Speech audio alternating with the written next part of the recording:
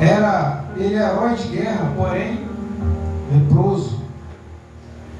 Saíram tropas da Síria e da terra de Israel. Levaram cativo a menina que ficou ao serviço da mulher de Naamã. Disse ela à sua senhora: tomara o meu senhor estivesse diante do profeta que está em Samaria, ele o restauraria da sua lepra. Então foi Naamã e disse ao seu senhor: assim falou a jovem que é da terra de Israel. Respondeu o rei da Síria: vai, anda, e enviarei uma carta ao rei de Israel. Ele partiu e levou consigo 10 talentos de prata, 6.000 ciclos de ouro e 10 vestes festivais. Algumas traduções está diferente, né? A minha versículo 6. Levou também ao rei de Israel a carta que dizia: logo em chegado a ti esta carta, saberás que eu te enviei Naamã, meu servo, para que o cures da lepra.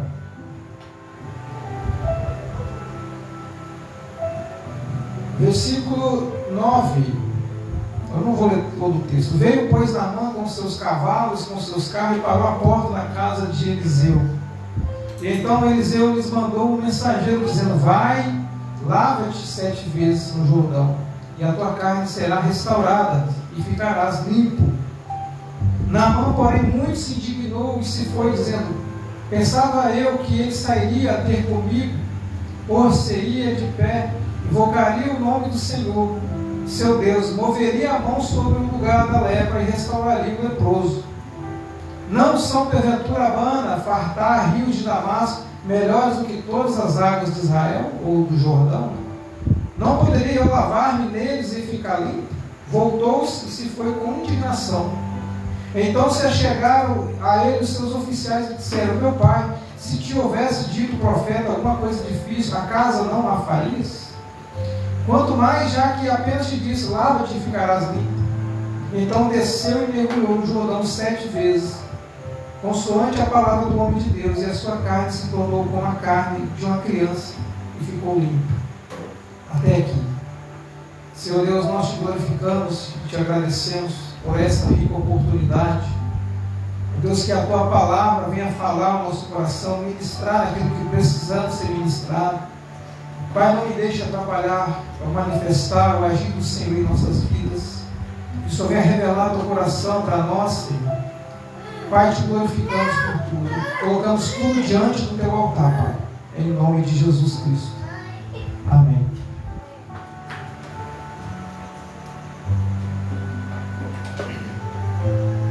Minha garganta um pouco arranhando aqui. Vou tentar devagar aqui. Essa palavra de Deus para nós, ela tem muitos pontos importantes. E ela trata diretamente, principalmente conosco, sobre a incredulidade. Mas, em primeira mão, a palavra de Deus aqui, ela trata com orgulho. E nós vemos que Deus, nós não conseguimos mensurar a manifestação e o agir do Senhor. Dentro das nossas 4 linhas que nós entendemos, Deus age fora dela. Naamã era um soldado do exército do rei da Síria. Ou seja, a Síria era uma nação totalmente ímpia, uma nação idólatra, uma nação pagã, que não tinha o Deus de Israel como o seu único Deus. Eles adoravam vários deuses. E nós vemos que logo no começo, da palavra, ele já fala a respeito de um homem chamado Naamã, que era chefe do exército, e por essa ação, desse general de guerra, a Síria havia conquistado batalhas. E interessante que Deus, ele permitiu, quando a gente vai para o texto, a gente vê que ele permitiu que o próprio rei da Síria oprimisse o povo dele, o povo de Israel. Mas Deus, ele tem uma maneira, uma forma de agir que muitas vezes nós não entendemos. E ele chama, quando Deus ele quer usar, né, as pessoas que é menos improvável, ele chama de servo. Assim como ele usou Ciro, que era um persa, que era um medo-persa, assim como ele usou Nabucodonosor, assim como ele usou várias pessoas ímpias para tratar com o povo, com o seu povo, que era o povo escolhido dele. E aqui, o tratamento com a vida de Naamã mostra para nós que Deus ele tem uma forma específica de agir e que às vezes, na nossa compreensão, nós achamos que é algo improvável. E Naamã, por ser um homem de guerra, um homem importante, assim como ele era um general de guerra, ele tinha um status social, ele era privilegiado dentro do seu reino, por causa do seu rei, né, que tinha ele como soldado de guerra. Mas a lepra no Antigo Testamento, principalmente no tratamento de Deus para o homem, ela representa, em duas circunstâncias, apresenta a lepra como uma doença, né, física, que tipicamente representa o pecado, e ela também é um tratamento de Deus como juízo para aqueles que desobedecem e afrontam Ele. Nós temos vários casos, né, reis, né, que afrontaram, que entraram no templo e prestaram sacrifício sem ser o seu ofício. Nós temos Miriam, que afrontou ali, que se colocou em oposição a algumas coisas que Moisés estava fazendo, e quando se opõe ao homem de Deus, está se opondo também ao próprio Deus. E aí Deus ele contagia, ele envia juízo sobre a pessoa, e no Antigo Testamento era costume de Deus fazer com que a lepra mostrasse no corpo, na carne do homem, para mostrar que ele pecou contra Deus. E a lepra, por ser uma doença incurável, se Deus não curasse, ninguém poderia curar, porque era uma doença que a medicina na época não conseguia resolver. E aí a gente entende o agir de Deus na vida de Naamã.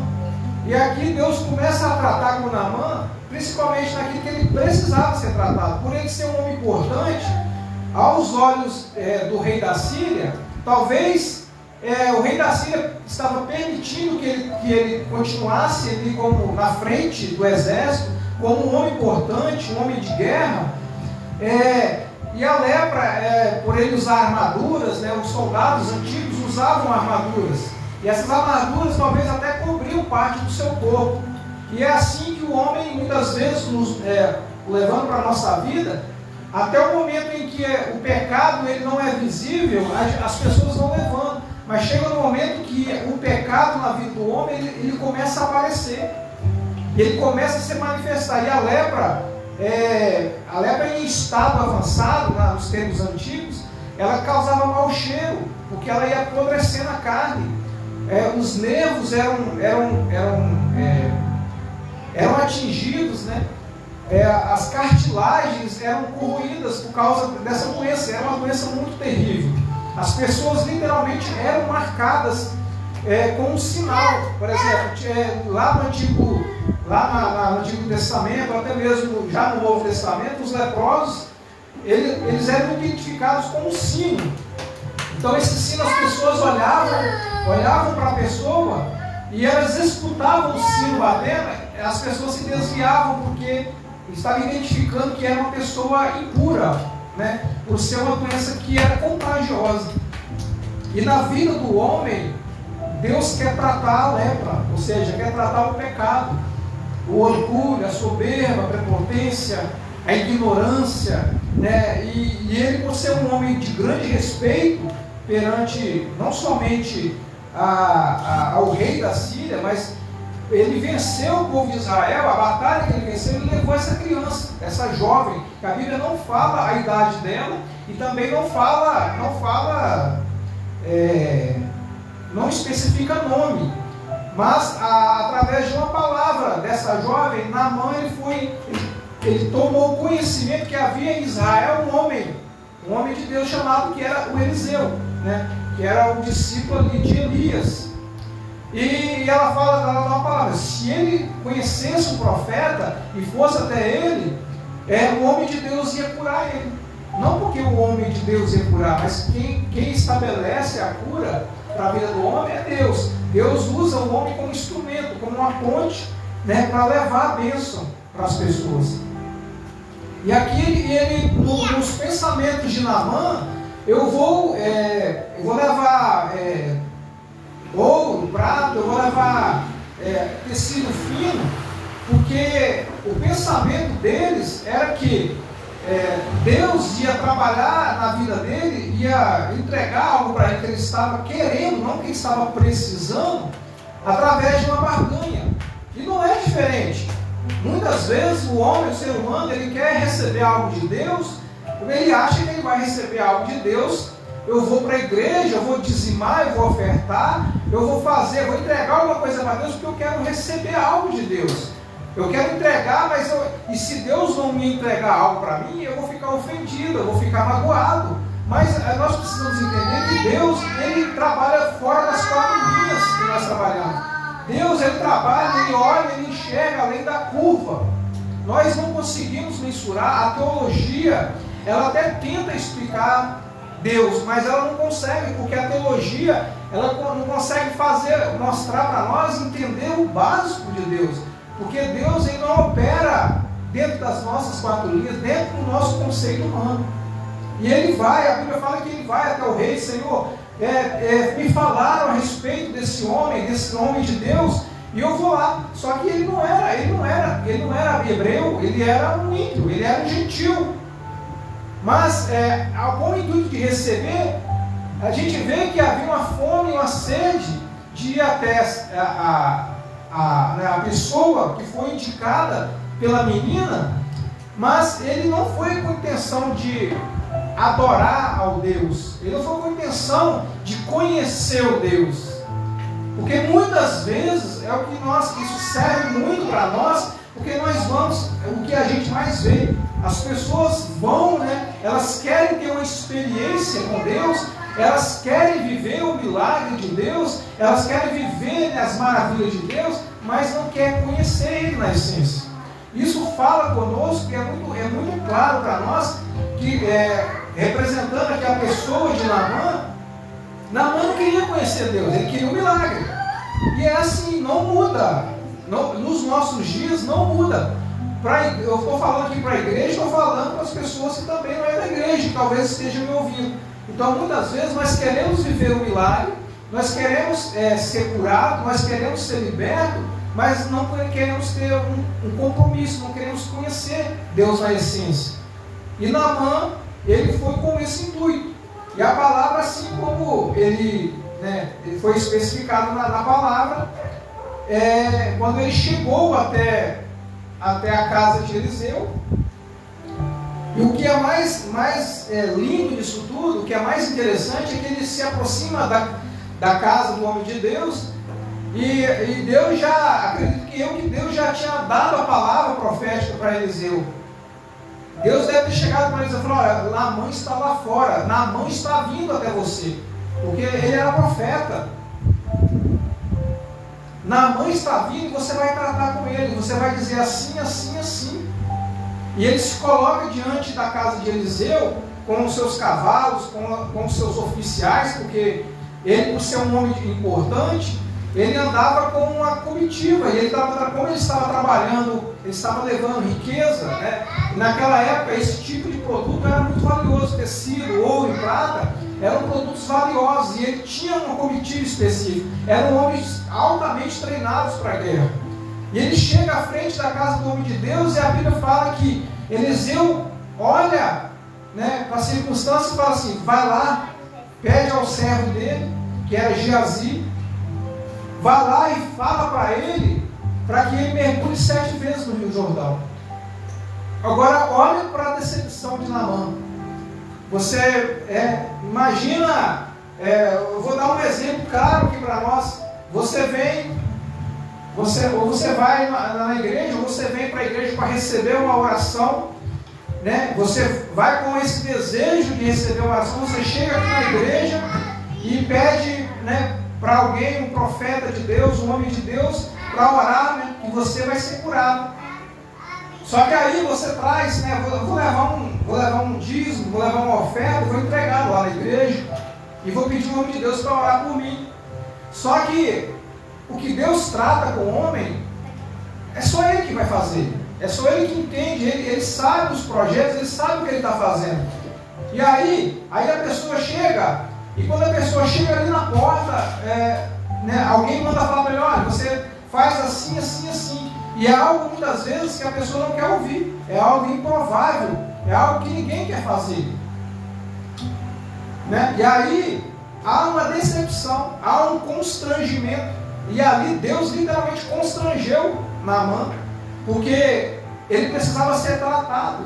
Ele precisava da cura, mas ele também precisava ser tratado. Primeiramente, o homem ele precisa ser curado daquilo que é o orgulho, daquilo que é emocional, aquilo que eleva, né, os seus status.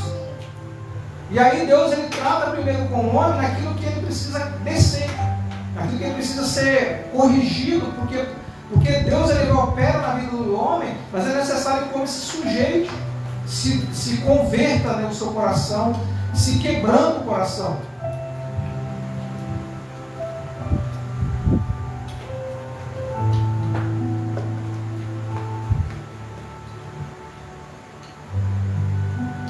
No versículo 11, né, ele diz assim: porém Naamã muito se dignou e se foi. Ou seja, imagina a frustração de Naamã em achar que Eliseu ia sair da sua casa, né, de sair dos seus aposentos, ia até ele, ia receber o dinheiro, ia receber o tecido, ia receber o recurso, e eu falar assim: você está pagando, eu vou impor a mão sobre você e vou orar por você, e você vai ser curado. Mas Naamã ele se frustrou, ele se indignou, e ele falou assim: não teria outro rio, né? Como em Damasco existem 2 rios e as águas são limpas, né? Porque o rio Jordão, né, que era em Israel, o rio Jordão ele é um rio de água barrenta. O tradicional da água do rio Jordão é um rio barrento. E ele olhou para aquela água, não, essa água suja, água aos olhos dele, a água que faria aquilo que ele tanto almejava, não seria água. Mas o que opera na vida do homem é a obediência, é se sujeitar, é se colocar na posição que Deus espera que nós nos colocamos. E ele se indignou, e ele ficou frustrado, e aí ele teve que ouvir uma palavra dos seus próprios oficiais: Senhor, mas não estou desmerecendo a sua indignação, mas o que custa? É como se você tivesse falado assim: mas o que vai custar? Não vale uma tentativa? E às vezes é necessário o homem ele ser confrontado no seu ego, nos seus conceitos, naquilo que eu sei, naquilo que eu quero, naquilo que eu preciso. Porque nem sempre Deus vai me dar, vai me entregar aquilo que eu preciso, naquilo que eu quero, mas aquilo que eu preciso.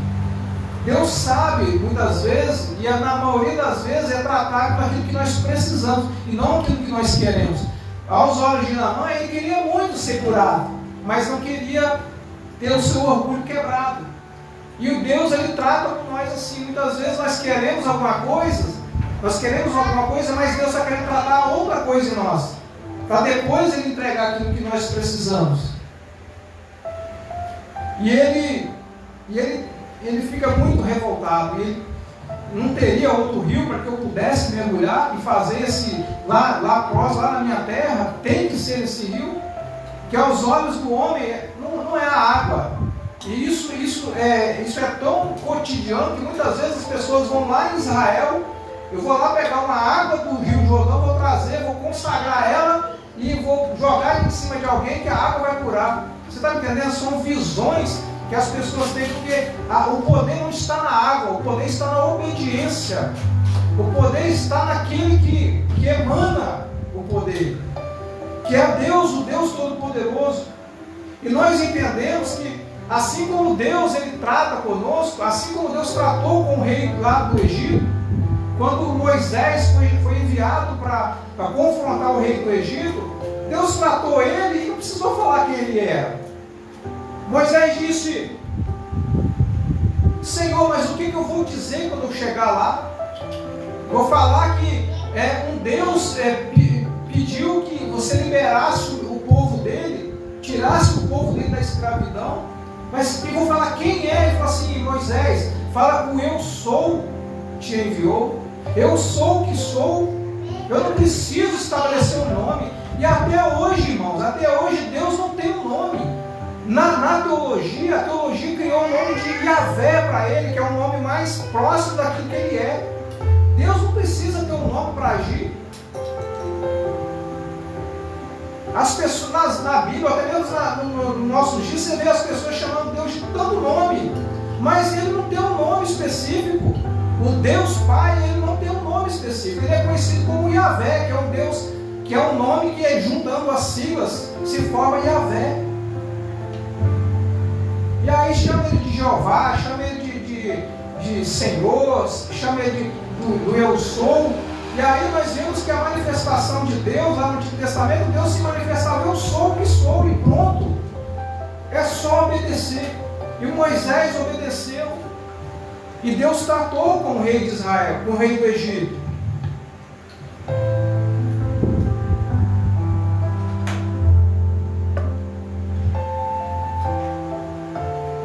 E às vezes o cumprimento da promessa, o cumprimento da obediência, vem daquilo que eu estou entendendo e cumprindo e acreditando que Deus vai operar o milagre.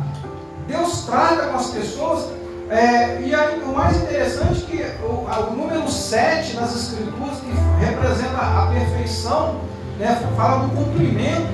E ali a gente vê que Deus ele tem. Quando a gente vai da Bíblia, do Gênesis a Apocalipse, você vê o número 7, o tratamento de Deus. E Deus ele trata aquele que ele quer. Nabucodonosor se exaltou e Deus tratou ele. Levou ele para o pasto, para as campinas. Ele ficou durante 7 anos comendo capim. Não sou eu que estou dizendo, é a Bíblia que está dizendo. E o número 7 é o tratamento de Deus. O número 7, nas voltas que Deus pediu que eles dessem, né? Que na verdade foram 13 voltas no total, mas na última volta eles deram 7 voltas, e ali a torre, né, as torres e as muralhas de Jericó, elas caíram, elas ruíram. Por quê? Porque foi necessário o cumprimento. Se eles tivessem dado apenas a 6ª volta e dessem mais uma volta, a muralha não ia cair. Mas foi necessária a obediência de Deus. E a obediência a Deus, ela gera resultado para nós. E isso é em todos os sentidos. Porque muitas vezes nós queremos receber algo de Deus, mas não queremos obedecer. É muito fácil eu receber algo de Deus e não obedecer. Mas muitas vezes, assim como diz a Escritura, vocês pedem e não recebem, porque pedem mal, pedem para os seus deleites. E às vezes nós precisamos primeiro obedecer a Deus para que a gente possa receber aquilo que Deus quer entregar para nós. E a 7, né? Aqui o Deus, o Yahvé, o Deus Todo-Poderoso, ele trata com Naamã. E ele começa a tratar com Naamã. E imagine ele, né, tirando as suas armaduras, as suas vestes. E acredito eu que os homens dele ficaram distantes, porque ele não queria ser envergonhado ali, ficar despido. E aí ele tira, né, no tirar a armadura, a lepra ela estava já avançada no seu corpo. E aí ele começa a mergulhar e Deus começa a tratar com a vida de Naamã. E Deus quer tratar conosco assim, irmãos. Muitas vezes o nosso orgulho impede de chegar nas promessas de Deus. Muitas vezes o nosso coração está endurecido e Deus quer tratar conosco. E às vezes é necessário descer. enquanto nós andarmos com o nariz empinado, achando que nós temos todo o controle, enquanto nós andarmos olhando para cima, achando que nós temos o controle das coisas, Deus vai tratando conosco, vai nos colocando em uma posição que nós precisamos descer. Nós muitas vezes, o homem, ele é tratado por Deus porque o homem não deixa o orgulho, ele não deixa a soberba, ele não deixa a prepotência, ele não deixa o seu status social. E muitas vezes nós nos colocamos no status social e achamos que nós somos aqueles nós somos a cereja do bolo. E às vezes é necessário descer, e a cada descida que Naamã, em cada mergulho que Naamã dava, ele quebrava algo que estava na vida dele que precisava ser tratado. E as primeiras coisas que Deus tratou com Naamã foi o orgulho, foi a incredulidade.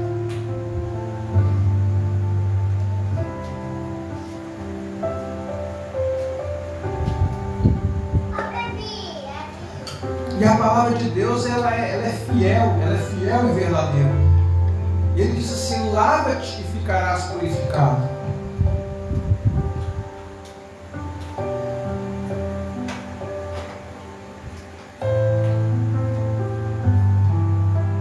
Versículo 14 ele diz: então desceu e mergulhou no Jordão 7 vezes, conforme a palavra do homem de Deus.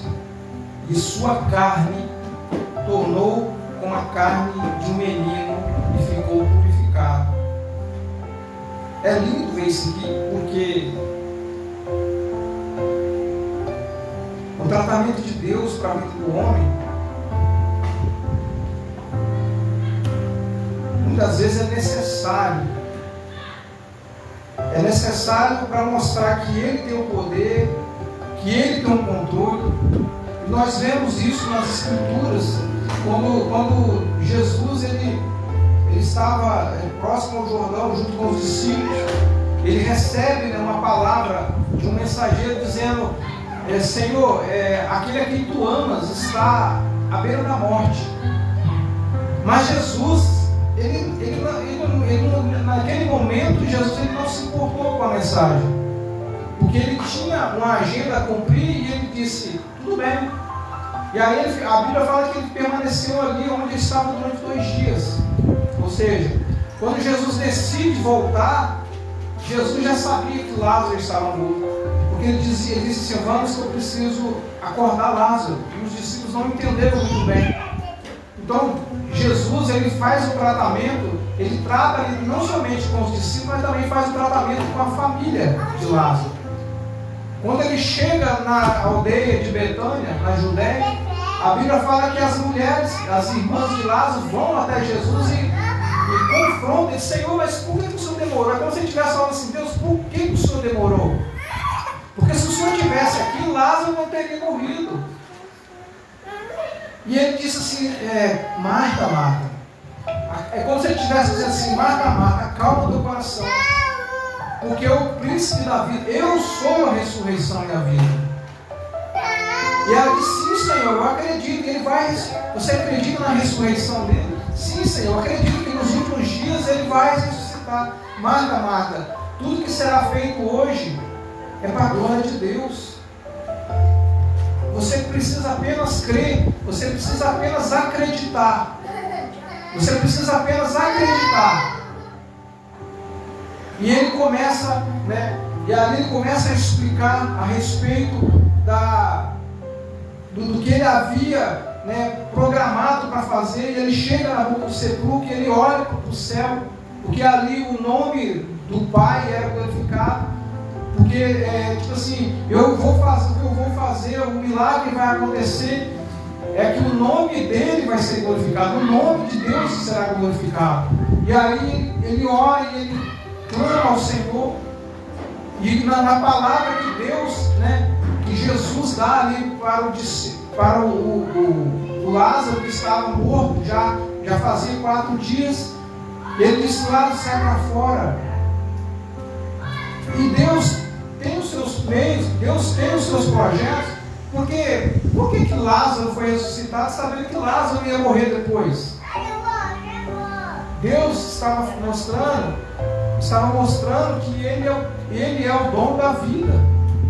Ele tem o poder sobre a morte e Ele também tem o poder sobre a vida. Ele poderia falar, Lázaro já morreu, para que eu vou ressuscitar Lázaro? Mas Ele dá uma palavra e falou, Lázaro, sai para fora. E Lázaro certamente não teve a vida eterna sem morrer de novo. Certamente Lázaro chegou a uma certa idade e ele morreu. Mas Deus tem os seus planos, Deus tem os seus projetos, Deus tem os seus planos. E os planos de Deus não são frustrados para nós. E você que está recebendo essa mensagem, Deus sempre tem algo para tratar conosco. Deus sempre tem algo para falar conosco. Nós sempre temos alguma área da nossa vida que Deus quer tratar conosco.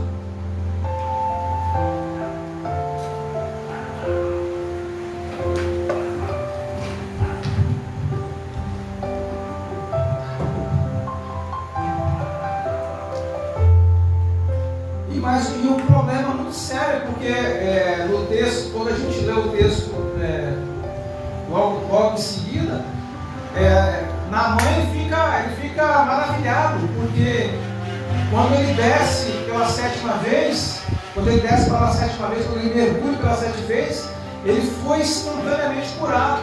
Agora eu fico imaginando, quando ele começa a mergulhar 1, 2, 3, e aí ele olha para o seu corpo e a lepra está do mesmo jeito. Na quinta, na sexta, e ele diz, meu Deus, mas o que eu estou fazendo? Ele falou assim, no mínimo dos pensamentos dele, já mergulhei 6 vezes. Aquilo que eu precisava ser tratado, Deus já tratou comigo. Eu já me humilhei, já tirou meu orgulho só pelo fato de eu estar descendo nessa água. E aí pela 7ª vez ele mergulha, e quando ele levanta da água, ele olha e sua pele estava como uma criança. Por quê? Essa palavra é muito profunda, porque Deus, quando nós somos transformados, Deus ele nos faz uma nova criatura. É por isso que quando Jesus ele dá uma palavra para o fariseu, ele dizia, Senhor, para fazer tudo que o Senhor faz é preciso ter o dom de Deus, ter o poder. E ele fala, o que eu faço para receber a vida eterna? E ele diz assim, você precisa nascer de novo. Você precisa nascer de novo. Ele fala, mas como que eu vou fazer isso? Porque para mim nascer de novo eu preciso entrar para dentro do ventre da minha mãe novamente. Mas Jesus disse, você precisa nascer da água do Espírito. E é assim que Deus faz conosco. Ele quer tirar essa carcaça do velho homem em nós e colocar em nós uma nova pele, uma nova criatura. Uma pele como de uma criança. Por quê? A pele de uma criança é uma pele restaurada, a carne restaurada. E Deus ele faz assim conosco. Ele quer tratar conosco, ele quer transformar a nossa vida. Mas nós precisamos entender que é preciso humilhação, é preciso obediência a Ele, é preciso obediência à palavra dEle. Não basta apenas eu querer barganhar com Deus. Hoje eu vou entregar algo para Deus para que Deus me entregue algo. Não. Eu preciso entregar o meu coração para Ele, porque Deus Ele não se preocupa com a roupa que você está vestindo, Ele não se preocupa com o dinheiro que você está entregando, Ele se preocupa com o trabalho que você está fazendo na igreja, onde você estiver. Deus ele não se preocupa em que você rasgue as suas vestes, que você joga cinza na sua cabeça. Não. Deus ele quer que você rasgue o coração. Deus ele quer que você entregue a sua vida na íntegra.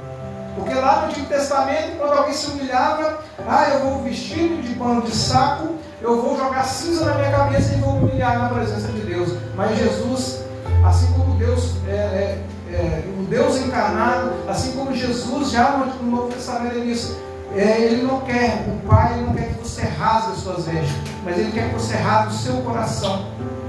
Nós precisamos abrir o nosso coração para que a palavra de Deus entre, para que a transformação de Deus entre em nós. Então entenda uma coisa, a minha religiosidade, a sua religiosidade muitas vezes nos impede de chegar até Jesus Cristo. Que às vezes aquilo que eu acho, aquilo que eu conceito, aquilo que eu aprendi, as pessoas colocam coisas para moldar os nossos pensamentos, colocam conceitos errados, e às vezes as coisas de Deus é na simplicidade. Eu preciso fazer isso para que eu alcance a misericórdia de Deus. Não, porque a misericórdia de Deus, ela já foi concedida na cruz do Calvário por mim e por você. Basta, a Bíblia fala que todo aquele que olhar para Jesus, e aquele que reconhecer Ele, e aceitar Ele, receber, não é apenas aceitar. Quem quer aceitar Jesus, vem para frente. Aí a pessoa vai, aceita Jesus, mas não recebeu Jesus. Não foi enxertado na videira. É muito simples o que a gente vê hoje. Quem quer aceitar Jesus? Aí a pessoa vem para frente, ela faz aquela oração de confissão de fé, porque ela está emocionada. Eu vou me batizar. Aí daqui 3 meses a pessoa se desviou da igreja. Ou seja, a emoção humana, o nosso conceito humano a respeito de salvação está muito além. Está muito além de levantar a mão, está muito além de eu aceito Jesus. Deus ele trabalha na essência, Ele trabalha naquele interior. Não basta eu apenas chorar, não basta eu apenas joelhar, não basta eu apenas, eu vou joelhar, eu quero, né? Jesus ele confrontava os fariseus assim. Jesus olhava para os fariseus, eles estavam nas praças, né, orando nas esquinas, e estavam jejuando, eles faziam, né, despenteavam o cabelo para dizer, para mostrar para o povo que estava jejuando. E o próprio Cristo fala: quando você estiver jejuando, unge a tua cabeça, lava o teu rosto, para que aqueles que estão te vendo não vejam que você está jejuando, mas o Pai que te vê em secreto. E Jesus ele vai dando as palavras. Se você que quer falar com o Pai, você não precisa ir para a esquina, orar na esquina, ficar orando na esquina e falar, mostrar que você é um religioso. Não, a Bíblia fala: vai para o teu quarto, vai para o teu aposento, ou seja, fecha a porta, porque o Pai que te vê em secreto, Ele vai te recompensar, Ele vai te ouvir. E é isso que Deus quer de nós. É isso que Deus quer de nós, é que nós quebramos o nosso orgulho. E Deus ele quer quebrar o nosso orgulho para poder tratar conosco. E o tratamento de Deus, irmãos, é necessário. Entenda uma coisa: Deus ele trata com nós todo dia, por meio da palavra. Muitas vezes, a palavra de Deus ela é tão penetrante. Eu falo de mim, que muitas vezes eu ia para a igreja e eu voltava bravo para casa, eu voltava estressado para casa, porque a palavra de Deus me confrontava. E é assim que Deus trata. O nosso orgulho, a nossa prepotência, Deus trata na palavra. E quando Deus quer tratar conosco, a palavra é direcionada. Existem momentos na nossa vida que nós vamos entrar na igreja. Existem momentos que nós vamos entrar na igreja e Deus, a palavra de Deus vai confrontar. O louvor que vai ser cantado vai falar conosco. O culto parece que foi todo preparado para nós. E Deus trata com nós assim. E que nós possamos meditar nessa mensagem. Que nós possamos entender que as coisas de Deus, irmãos, eu falo isso para você, as coisas de Deus não se ganham com barganha. Nós não barganhamos com Deus. Deus não barganha com o ser humano. A única coisa que Deus quer é que nós o adoramos, que nós nos colocamos na posição, que nós nos sujeitamos à obediência. Porque a Bíblia fala que o temor a Deus, né, é a obediência. Porque temor não é ter medo, é obedecer, é ouvir a voz dele, é saber que se eu e você obedecermos a Ele, aquilo que nós precisamos, Ele vai nos entregar. Muitas pessoas não recebem porque se receberem, vão se desviar. Muitos buscam algo na vida. Por exemplo, vou dar um exemplo claro: muitas pessoas não são curadas porque Deus precisa tratar com a alma. Tem pessoas que vão ser tratadas fisicamente para tratar a alma. Porque se Deus curar, a pessoa volta a fazer a mesma coisa que fez. E Deus tem os seus meios, os seus projetos para tratar com a vida do homem. Às vezes é necessário o homem descer a cova, é necessário muitas vezes o homem descer a sepultura, para que a alma dele alcance a misericórdia. Jesus, ele fala, é mais fácil, é melhor que o homem ele arranque o olho dele, porque o olho dele está fazendo ele cair, do que ele entrar nos dois no inferno. É melhor ele arrancar a sua mão esquerda ou sua mão direita, se ela te fizer pecar, do que você, é melhor você entrar sem uma mão, do que você ir com as duas mãos para o inferno. Deus, ele trata assim conosco. E muitas vezes Deus está tratando a emoção, está tratando o conceito que nós temos a respeito de salvação. E que fica essa mensagem para mim e para você nessa noite, e que o Senhor venha estar continuamente nos direcionando naquilo que precisamos ouvir.